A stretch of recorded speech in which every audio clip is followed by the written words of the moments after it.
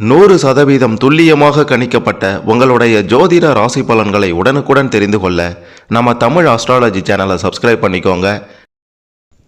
சிம்மம் ராசியில் பிறந்த உங்களுக்கு 12/3/2026 வியாழக்கிழமை இன்றைய தினம் முடிவதற்குள்ளார, அதாவது இன்று இரவுக்குள்ளார உங்களுடைய கிரக நிலைகளை பொறுத்து கிரக மாற்றத்தால் பெண்களால் வரப்போகின்ற பிரச்சனை என்ன நடக்கும், எதை செய்யணும் செய்யக்கூடாதுன்னு தெளிவாக பார்க்க போகிறோம்.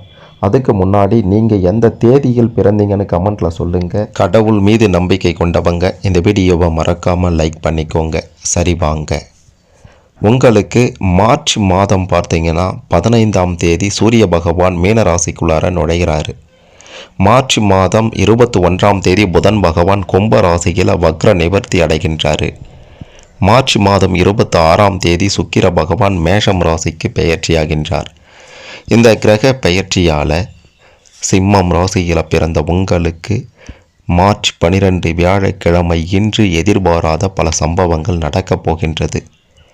இதுவரைக்கும் தடைபட்டு கொண்டிருந்த காரியங்கள் எல்லாம் சிறப்பாக நடந்து முடியப் போகின்றது. உங்களை எதிர்த்தவர்கள் எல்லாம் விலகி ஓடப் போகின்றார்கள். தொழில் வியாபாரத்தில் கொடிகட்டி பறக்க போகிறீங்க. உங்களுக்கு இனி தோல்வியே இல்லை அப்படின்ற ஒரு நிலை இன்று இருக்கின்றது. எடுத்து வைக்கக்கூடிய ஒவ்வொரு அடிகளையும் வெற்றியை பார்க்க போகிறீங்க. உடல் ஆரோக்கியத்தில் பெருசாக பாதிப்பு இருக்காது.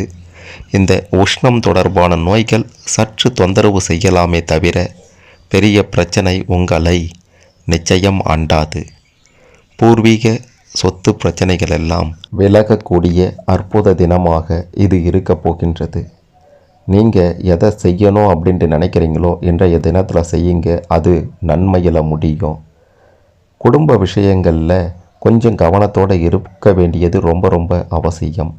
தனிப்பட்ட விஷயங்களை வெளியில் பகிர்வதை தவிர்த்திடுங்க. வேலை செய்கிற இடத்துல உங்களுக்கான மரியாதை பன்மடங்கு உயரப்போகின்றது.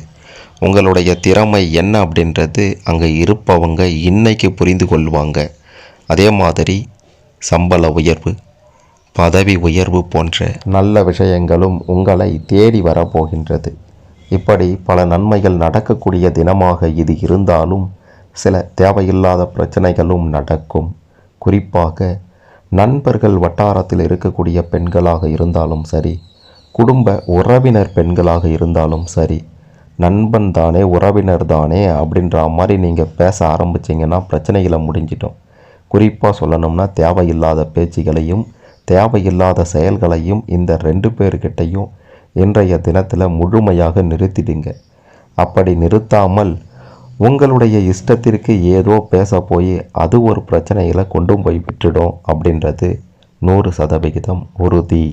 கவனத்தோடு இருங்க. அந்த பிரச்சனையிலிருந்து நீங்கள் விலகிடுவீங்க. இல்லைன்னா நிச்சயம் பிரச்சனைகளில் மாட்டிக்கொள்வீங்க.